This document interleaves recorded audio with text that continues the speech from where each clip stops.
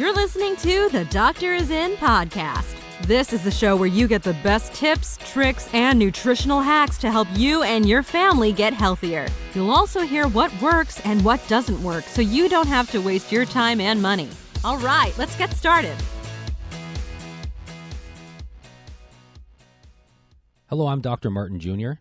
And I'm Dr. Martin Sr. And this is the Doctor Is In podcast, and this is episode 119. Today we want to talk about a couple of studies that caught our interest, specifically about blood glucose, really about the effect that it has on the brain. So we're going to talk about the concept of a sugar coma. I mean, you've heard the term sugar coma, and a lot of people have speculated about a sugar coma. So the idea behind that is, after you consume a bunch of sugar, your brain, it almost feels like you go into kind of like a mental coma, right? Just not as sharp.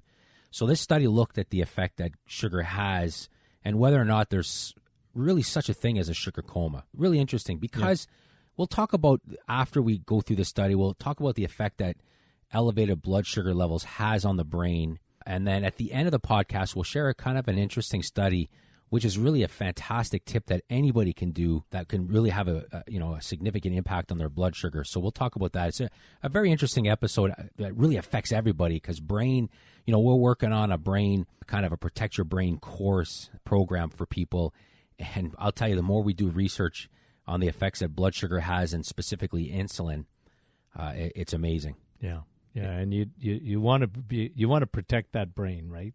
And so many people. I mean, I think if you asked people, especially when they get into their 40s or 50s or whatever, what is their biggest fear, right? The biggest fear they have is that they're going to get dementia or Alzheimer's. Yeah, they'll like outlive it really their brain. Is, they'd rather almost die of anything rather than have to endure not having your memory, not being able to function. So it's a major, major fear in society today, which it should be. Well, right? Because we shared this a couple of episodes ago. Dementia is now killing more people overseas than heart disease. That's amazing, right? Yeah. So there's a lot of factors. It's a really multifactorial cause of why that is. Why is it so common today? Why? It's a legitimate fear that people have that they're going to simply outlive their brain. Yeah. Their body will still be functioning, but their brain just will not be functioning normally. So that's a legitimate fear. And then the thing is, there is a lot that you can do to protect that, right? And that's really going to be the foundation of that program we're going to talk about, which is kind of age. And medicine's looking at a drug when the answer's in the food that you eat. And, we just try and prove that and prove that. The answer really is we have the answer. Yeah, and it's unfortunate that that's that's where the money is, though.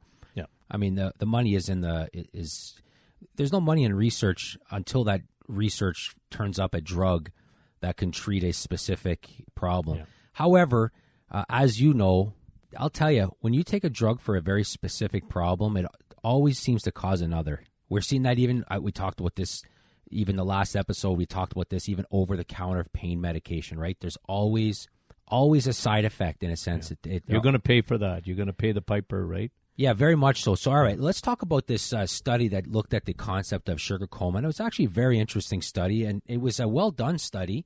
It was a double-blinded, placebo-controlled. So basically, anybody in the group didn't know what they were taking, and the doctors didn't know what the people in the group were taking either. So it was a well-done study.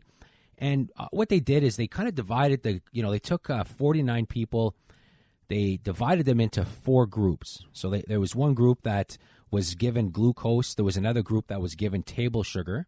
Then the third group was given fructose. And the fourth group was given a sucralose, which is a sweetener, right? That's artificial. That's an artificial sweetener. So that's what they were given. And then after they were basically given some blood tests to measure fasting blood glucose, but also they were given a series of tests that would measure stuff like response time, also kind of some like arithmetic stuff. So cognitive stuff. Yeah. Yeah, and then they use something that they call the Stroop test, which is, it's funny because the Stroop test is, what they do with that is that they will, for example, how quickly somebody can recognize, for example, this is what they would do. They would write the letter red on a green card or in green ink, and how long it takes somebody to kind of figure that out in a sense. Because if you're tired, that's surprisingly not easy to do, because you see red, and if the word says green, but it's in red ink or it's on a red card, your first instinct is red. It's just one of the tests they do, and they look at the response time that it takes to figure that stuff out. So, it's interesting stuff, and they wanted to just look at, does these different types of sugars have an effect on that? And the answer is yes, they did, right? So what they found that specifically the groups that were given glucose, so the group 1 and 2, the table sugar group, and then the one that was just given glucose, they found that, yeah, absolutely, it made everything worse, right? The response time was worse. Their arithmetic processing was worse. So it just was not good for the brain, right? So there's a lot of applications to that. You think of even a teenager who's taking exams, or a college student who's taking exams. I mean, the worst thing they can do is go get a sugary latte, for example, beforehand, just loaded with glucose, and then go into an exam after. But yet that's what people do, right? That's a common thing.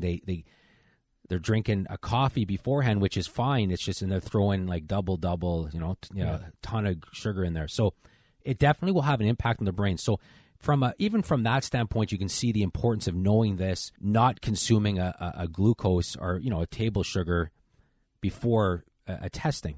I mean, that's just kind of basic takeaway from that. But there's a much deeper thing going on there as well, is the impact that it has on our brain as we age, right? As we get older. I'm close to my mid-40s, and this is the age where my brain would start to naturally shrink in size every year, right? I lose a little bit of brain volume, so I definitely don't want to do things that's going to make that worse. So that was the study there, which I found interesting. But what I'd like to talk about quickly is medicine is fixated on blood sugar, which is very important because blood sugar is toxic, right? We talked about this. Yeah. When your body will do whatever it can to regulate your blood sugar levels because it's toxic. If your blood sugar levels are too high, that's bad news. If it's too low, that's bad news. They both can cause death, right? So you tightly regulate your blood sugar. So, I mean, it is important to pay attention to blood sugar. However, we always talk about how blood sugar is kind of a lagging indicator, meaning by the time your blood sugar levels actually get out of whack, that it's testable. There's been a problem going on for years before because, of course, we would say that the real indicator would be insulin. High circulating insulin is the real issue. If you have a test done and your doctor says, you got elevated sugars, you got stuff like that, then you know that you've had a problem for a long time. Yeah, it doesn't happen overnight, right? This kind of reminds me of another study. This is the importance of blood sugar on the brain. What they found, which is quite interesting, there's a lot of people that have elevated sugars as an adult, and then they get diagnosed with type 2 diabetes. However, there's a bunch of people that have elevated sugars, but they're not quite high enough yet to be diagnosed with type 2 diabetes, but they're still elevated enough that they're higher than normal. And not just one study, but what a lot of studies have shown that even elevated blood glucose levels, but not high enough yet to be diabetes, is very bad news for your brain. Yeah. Very, very bad news for your brain. It just increases your risk of Alzheimer's, dementia. So you can get all the bad things that go along with elevated blood glucose and not quite be diabetic, which is a big part of those that are listening to this podcast. So if you take things that elevate your blood glucose, it can have an impact on not only an immediate impact on your ability to recall or your ability to do tasks and stuff like that, but it can also accelerate the degeneration that takes place that leads you down the path towards dementia and Alzheimer's. Yeah. Because, again, we like to use this phrase that, when you look at what is dementia, whatever, well, it's type 3 diabetes. It's you already have diabetes of the brain. Oh, I'm not a diabetic, doc. Yeah, but your brain is a diabetic. Your brain is no longer regulating that sugar properly, right? And your cells in the brain are resistant, and they've shown that the area in your brain that is the most susceptible is your hippocampus. And your hippocampus is the brain center. It's your memory center in your brain, right? So that hippocampus, when your brain becomes insulin resistant and you have high circulating insulin, your brain shrinks. Yeah, and specifically, like you mentioned, that part of the brain shrinks, part of which the brain is memory. Shrinks, right? which is the memory. There's kind of a couple of ways that having elevated sugar hurts your brain, right? I mean, one, elevated sugar, like you said, it can lead to diabetes of the brain. The brain becomes insulin resistant, and then that can lead to shrinking of very key parts of your brain that just, again, we're going to, in the future, get more into detail because, like I said, we're putting together a course, and as I going through really the research myself, I'm fascinated to learn. There's a lot of information already out there that, if put into practice, would go a long way towards solving the epidemic that we're seeing in terms of dementia and Alzheimer's. And as we mentioned, that's a legitimate fear that people have. It's not an illegitimate fear because the reality is it's a lot of people end up getting dementia and Alzheimer's. When you're younger, when you're in your 20s and 30s, you just don't think of that. Yeah. You just don't. You don't think of that. And then when you get into your 40s and you start to kind of like forget why you entered a room for a reason or anything like that, you start to think about it more. But I'll tell you, it is a legitimate fear that a lot of people have, and we get a lot of emails about that. All right, so controlling blood sugar, equally as important, controlling your insulin levels, go a long way towards solving a big part of the dementia, Alzheimer's issues. Now, we'll end off this podcast talking about a study that was done showing, and this is fascinating, right? It goes to show you how amazing our body is. This study showed that, so for every 30 minutes of sitting, so, you know, how many people are sitting at work for any period of time, really, right? I mean, basically any study that shows breaking up prolonged sitting is good for your health, right?